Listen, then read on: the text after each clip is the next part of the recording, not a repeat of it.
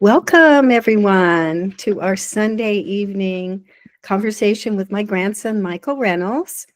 We have a really awesome topic to talk about tonight because we're going to talk about the real life experiences of Michael as he has been raised in Hawaii, and he started surfing with his dad at a very young age. The big waves of Hawaii. Can you imagine? Um, Now he's 28 years old, and I want to talk to Michael about his experiences with regards to when he started surfing, what it felt like, how he feels about it now, and all the stuff that happened in between. So, Michael, when exactly did you start surfing? How old were you? I was in my late fourth year of life. So I was 3 years old and almost turning four. And my dad pushed me in. And it was the scariest thing I'd ever done at that point in my life. I was horrified. I didn't like it. and um, and that's when I started technically uh, surfing for the first time. Were you actually on your own surfboard? Or, I mean, how did he teach you how to surf at 4 years old? Yeah, I think he pushed me in because I don't remember the whole situation exactly, but I'm pretty sure he pushed me in. I think we were at like Haleiwa Ali'i Beach Park on the inside, so he pushed me in like a little whitewater wave, and I just kind of ride it until we hit the sand, and it wasn't a very far ride, and he was very close by. I probably had floaties on too. I was going to say, did you even know how to swim yet? I have no idea. I got to ask him. You Probably, know, probably to an extent. right. So you vividly remember that, huh? Yeah, you would, because that's like a big experience to have when you're four. Yeah, and to be frank, the memory is not extremely detailed, but I vaguely remember riding on my stomach into the sand and just kind of. I remember the emotion of being very, very afraid. Yeah, sure. So what happened after that? I mean, did you go regularly with your dad, or how does someone teach a little child how to surf? Somehow, my dad was able to get me to keep going, and I remember I was always pretty afraid of it, but I felt safe being with my dad, and there was a bit of fun to it as well, for me personally when I was little. But once I got to the age of about 5 or 6, my dad took me to a wave called Rubber Duckies. And ironically, that wave was the one that scarred me so bad that I never wanted to surf again. Really? It's called Rubber Duckies, but it breaks in front of super jagged rocks.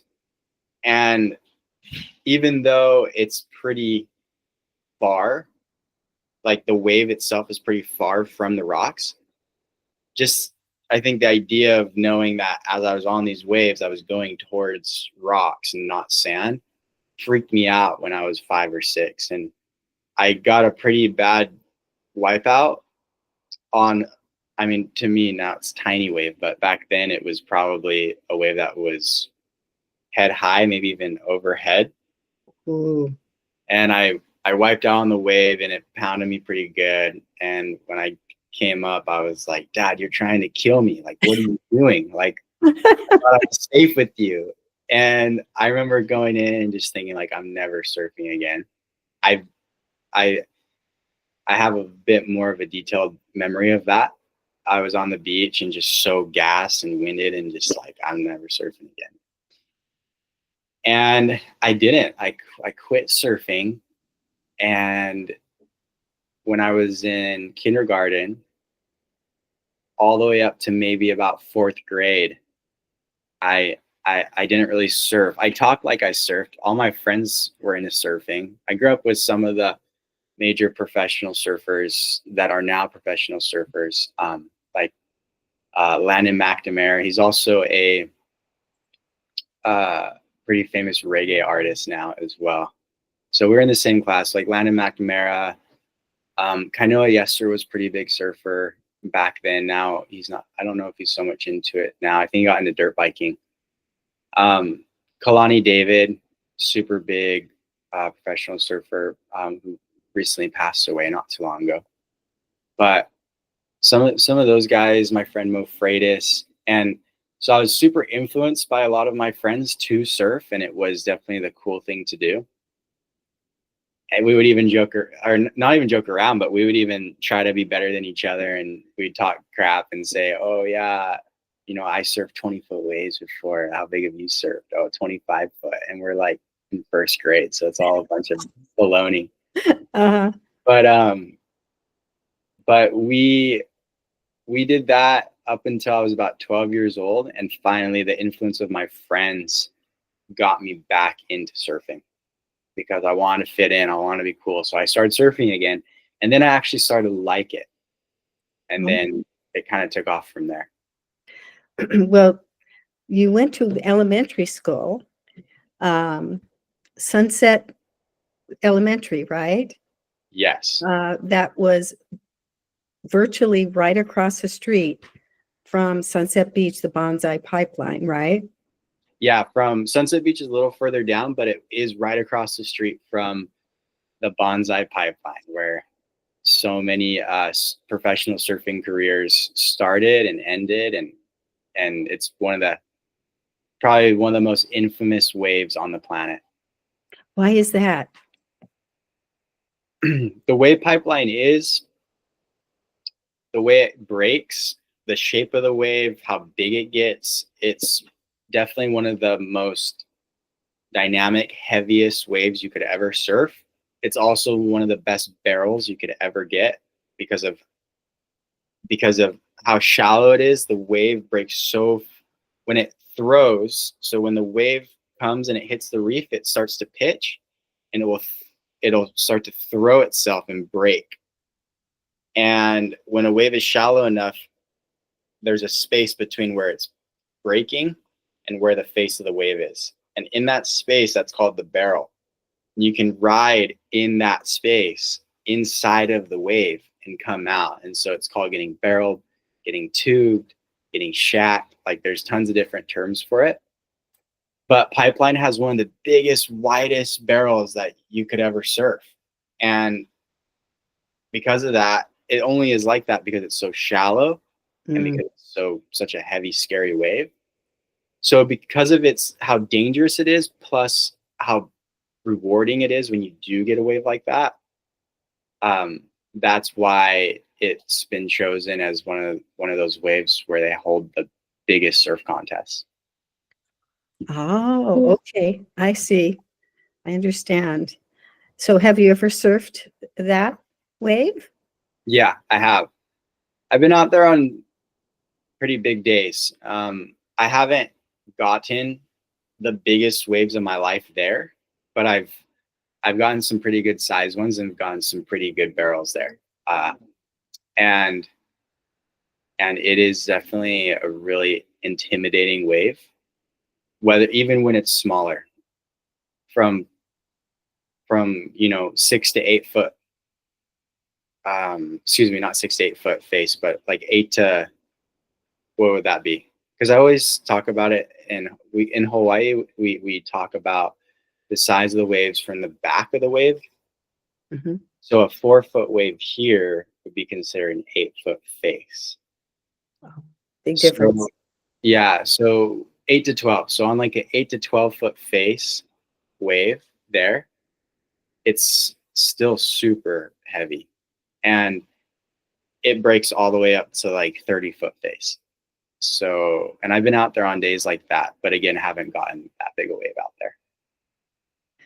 What were some of the things that your dad helped you do to train you to be a safe surfer and a good surfer? When I got back into surfing, even when I was younger, like before I had that little gap of quitting, when I first started, and then when I got back into it around 12 years old, my dad would not let me use a leash. And a leash it's like a long cord that connects Hmm. you to your surfboard. It goes around your ankle and then it attaches to your surfboard. And that way, when you fall, your board doesn't get taken with the wave. You can keep it near you and Right. saves you time. And it can also be a good crutch. If you're really tired, you have something to hang on to. But he wouldn't let me use a surf leash when I first started. And he said he'd always tell me, I don't want you to rely on your leash because leashes break and it happens often. And so if you're relying on that leash and something bad happens and it breaks, you're going to drown, was his logic. And he's absolutely right. So he said, I'm not going to let you use a leash until you get older, you have a little more experience, maybe your first surf contest that you do. And so, yeah, I'd either have to like be cautious and catch my board before I fell or just not fall, or I'd have to go swim for my board. And that helped, build my physique and help build my health and my confidence in the ocean. And that was a really big thing I feel like he did that helped me a lot when I got started.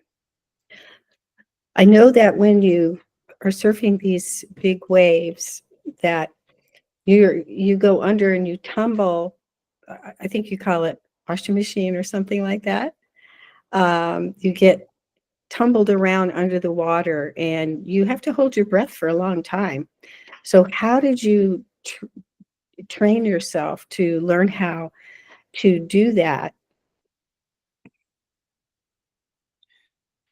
I think it just came with the consistency, the constancy of me being in the ocean and constantly getting dunked underwater after I fell or having to duck dive, um, dive under the wave with your board, or even if there's a really big wave that's coming out the back and you're not far out enough, it'll break in front of you.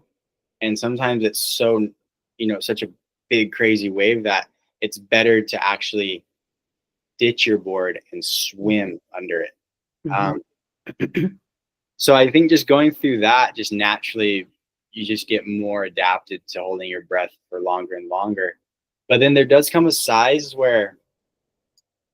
wave that you can surf where the consequences of following are so much more significant that you do kind of have to prepare for that.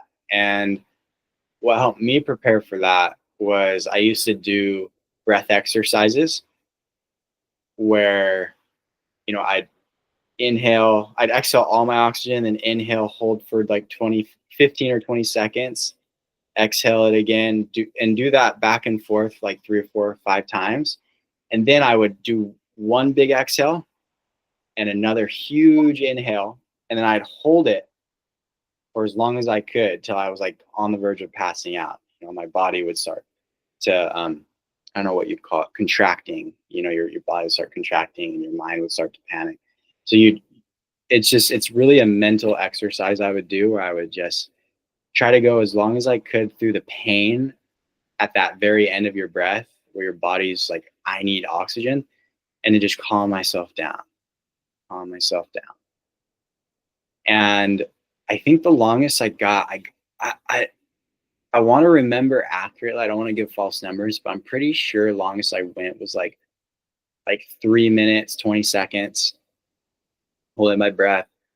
And when you're out in the actual ocean doing that, everything gets cut in half because you're exerting so much energy. You're not just like relaxing in a seat or in a pool. Right. You're exerting so much energy paddling, catching waves, moving your body.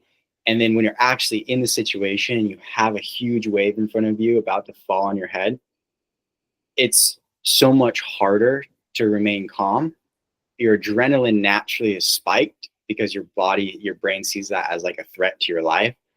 So everything is kind of half. So if I can hold my breath, 3 minutes, 20 seconds on land, then when I'm actually in that situation, then I'm really shooting for like a minute and a half. And I've never been in a situation where I've had to hold my breath a minute and a half, but I've definitely been in situations where I felt confident that I could if I had to. I do remember you holding your breath and going through some underwater caves at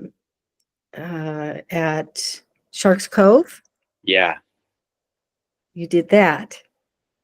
Yeah, that was a cave. We call that cave diving, where you're free diving, so there's no scuba tank, and you're just swimming with fins and a mask through caves, these underwater caves, these tunnels that are under the reef at Shark's Cove. And that's a really fun way to practice holding your breath, Mm-hmm. because you're not even consciously thinking of like, oh, this is a big wave training. It's more of like just so beautiful and enjoyable. There's like the views down there. There's videos on YouTube. People can YouTube it. It's you could put in, cave diving Shark's Cove, and you'll see tons of people with GoPros getting all the angles.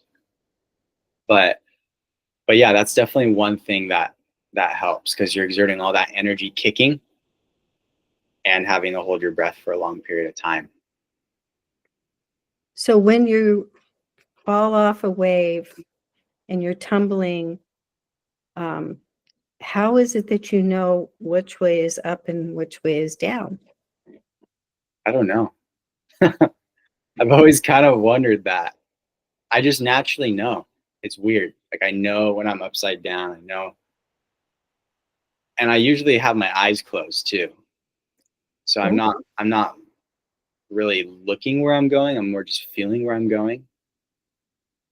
And I've been drilled pretty deep on some waves, and I've still felt like I knew which way was up. I think that has to do with your eardrum and your equilibrium. Mm.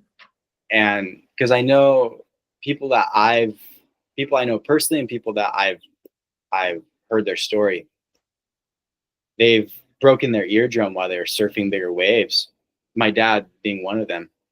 And instantly, like, you're just, everything is like upside down. So you don't know which way is up or which way is down. And so in a situation like that, which I haven't been put in,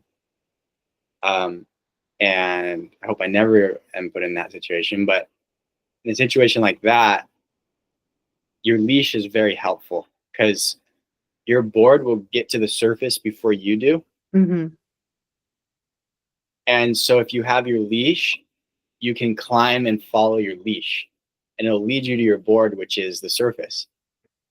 If you lose your leash and you lose your board and have that happen, then the chances of you surviving are like, I don't know, I would guess like 1%.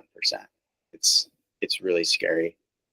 And they think there's a really well-known surfer here. I think his name was Kirk Passmore, and he was surfing a really big wave called Alligators, and he wiped out on a wave, and they don't know what happened to him. The last thing from what I understand, and I could be wrong because I wasn't there, but from what I've heard, the last thing they saw of him was he was swimming down. Oh. And And they think he broke his eardrum because he was swimming the wrong direction. And then another wave came and took him, and they never saw him after that. So definitely is like something to keep in mind and be careful of. And you want to make sure your equipment's strong. And at the end of the day, you're in the hands of God. No matter what you do to prepare, like, there's so much that can go wrong. So you always put your trust in the Lord. But there is a lot you can do to prevent those situations. on a spiritual level, how has surfing influenced your spiritual connection with God?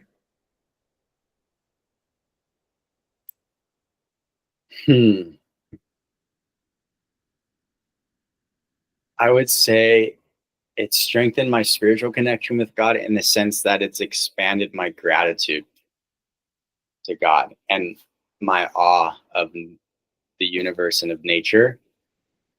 I mean, just last week I was like, I don't know, I feel like I have so many surf sessions that are just feel miraculous for multiple different reasons. Like whether it's because I'm scoring really good waves without with like hardly any crowd.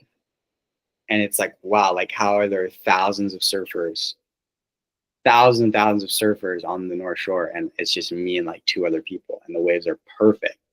And the sunset is absolutely, it looks like a volcano's erupting. Like it's so gorgeous and it's so bright. And just like I have these moments where I just feel like God leads me sometimes into these like perfect situations when I'm surfing because I know because he loves me and because he wants me to be able to enjoy what I love and and uh and he loves everyone, and I feel like he does that with everybody in certain ways. And for me, I see him do that a lot with surfing. I feel him protect me a lot. Like I'm always praying for protection from sharks or anything else that might harm me, and I always feel safe and watched over, always come in safe. So there's just I think it's just like seeing prayers answered, feeling guided, and also just like being presented with so much beauty in nature, especially here in Hawaii, helps me feel so grateful for him and for the creation of the world and the universe. That's beautiful. I imagine you must be in a state of awe and wonder almost constantly Yeah, when you're out there, because it's the power and the magnificence of what you're in at that moment. And it's such a strong, you're out there by yourself, even if there's other people it's you and the ocean. yeah, And so having that spiritual connection and feeling that gratitude and being in awe and wonder is such a beautiful thing, that you put yourself into that space on a regular basis. Um, Being in nature is just so really vital for us mentally and physically and spiritually. Something that is really free, that we can all do on whatever level we like to do it. And it's a healing, and it's when we're still and quiet in those moments, and we're communing with nature, we can hear the still small voice of God. And it's only in those moments that we really do hear the still small voice, when we're quiet. And when we're in nature, I think it helps it come through even more. So, I agree 100%. And it's kind of interesting too because the ocean, there's kind of a chaos to it, mhm. and I think to most people who see the ocean, like they recognize that like there's a bit of a chaos to it. There's a bit of like a lot going on. And what's interesting about surfing is it's the better you get at surfing, the better you get at creating some type sort of order within that chaos. Mhm. That makes sense. Like you have all these waves breaking, and the better you get, the better you get at like catching those waves and riding them in a way that that wave allows you to, and then maximizing that potential, right? Like maximizing what it allows you to do. And then when it's done, it's done. And then knowing how to handle it when you're not in the right position. And there's certain things you do depending on what the circumstance allows. And that includes when you're trying to survive a wave as well. And So it's kind of cool. Like the universe, there's the same thing like with people, just the universe and how we exist. Like there's this chaos to everything. But there's almost like these laws within that chaos that if the better we get at those laws, we can create a fluency and like an order, like an art within that allows progression, allows excitement and entertainment and enjoyment within life, and it's what brings the most out of it, you know. It's, to me, it sounds like tapping into the rhythm of the ocean. Is there's a rhythm going on, and you need to learn the dance that the waves are doing. And so you're becoming like one with the waves of the ocean. You're tapping into their rhythm. And so that's has such a spiritual essence to it, really does. It's really must be an amazing feeling, uh, thrilling, and a little scary um, as well. So I remember that recently you went, tell us about your trip to Bali and the waves there. Yeah, about 2 years ago, I went to Indonesia and I stayed on Bali. I stayed on an island called Lombok, and I stayed on an island called Java, and it was so amazing. It was a lot like Hawaii, just a little bit more third world. And it was a trip I dreamed of my whole life. And it was so cool to finally make it happen with some of my friends. And we surfed some incredible waves out there. And it it was fascinating. The waves out there were so cool because they they were so rewarding, and at the same time, some of those waves out there actually challenged my surfing a lot, which was good. And yeah, I just glad we got to go on that trip. That's amazing. And do you have any plans to go on any other surfing trips like that? Yeah, we're gonna go back to Indo soon, and by we I mean me and a big group of my friends, and we're gonna go to the Mentawai. Excuse me, there's a motorcyclist outside. But we're gonna go to the Mentawai Islands. It's an island chain in Indonesia, and we're gonna go on a boat trip. So we're gonna live on a boat for like 2 weeks and just surf all day, every day. The driver is just gonna take us to all these waves, both public waves and secret waves, and so it's something that's been a dream of mine as well since I was little. So I'm looking forward to making that a reality with some of my friends too. Well, that sounds amazing. And I think we can do an episode on your trip. And so we could see some of your surfing and some of the beautiful, the islands. And since not that many of us have the opportunity to go there and see that, uh, will you share that with us? 100%. Maybe the week after I get back, we can talk about it. That'll be next year, so we got some time, but it'll be a good discussion. I have no idea what it's going to be like. I know what I hope it's going to be like. I hope it's going to be perfect barrels, and we're just going to get barreled all day with the friends. But and I'd be surprised if it's not like that. To be honest, the waves are so good there, but we'll see. So you posted some surfing videos on Instagram today or yesterday of some surfing that you did. And I'd like you to post it on here so that everybody could see from the time you were 4 or 5 years old, how much you have progressed and what you're doing now. These are, I understand, not the biggest waves that you've surfed, but they're pretty big, and you're doing fantastic. So I want everybody to see that video. Thanks. Yeah, let me show it. It's on my Instagram, so I'm going to share my screen. Let's see what we can do here. Let me know when you can see my screen. Yes. Okay. So here it is. Okay.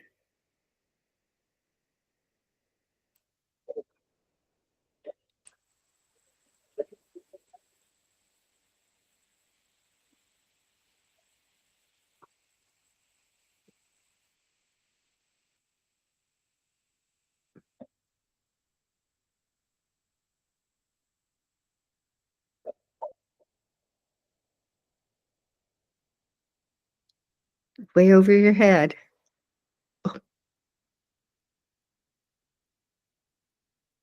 There we go. So there's a little clip I made yesterday. So I surfed yesterday at a wave that I love. It's in Haleiwa. I don't want to mention the name publicly, but it's somewhere in Haleiwa, and it's one of my favorite waves, big waves to surf. And yesterday we got a pretty big swell, but it wasn't hitting it as much as it was hitting other spots. So it was a little smaller, but it was such good shape. So me and my dad went out there in the morning, and then me and my friend went out there in the afternoon. And that was the afternoon session that I put together on Instagram. And if anyone wants to see it again or check out my other stuff on there, my Instagram is at mike.reynolds official. And you'll be able to see other stuff there too. But it was so fun. That's awesome. So I know that you'd love to give a shout out to the person who painstakingly for years taught you how to surf and led you along. Yeah. My dad, Mitchell Smith, he's a legend. He taught me everything when it comes to surfing, pretty much. Mitch. He taught me. He even showed me that wave that you just saw and trained me in that wave. And yeah, my surfing definitely I owe to him for sure. That's awesome. I love it. Well, thank you, Michael. This has been wonderful. I admire your consistency in overcoming your fears, and the years that you have put into surfing to get better and better. The confidence that you have developed and the skill that you've developed because you have persisted over a long period of time. That's how we become successful. Persistence over a long period of time. And I think this is a really great example to share with people whatever it is that they love to do. It could be painting, it could be surfing, it could be mountain biking, it could be any of those things. But not to give up, but just keep at it, and you'll be rewarded on so many levels. So thanks so much for sharing that with us. And we look forward to seeing more of your videos. And thanks for watching, everyone. If you have any comments, please put them in the chat. And if you have any questions or suggestions, we're open. So take care, and we'll see you next week. Aloha. Bye, guys. Bye, Grandma.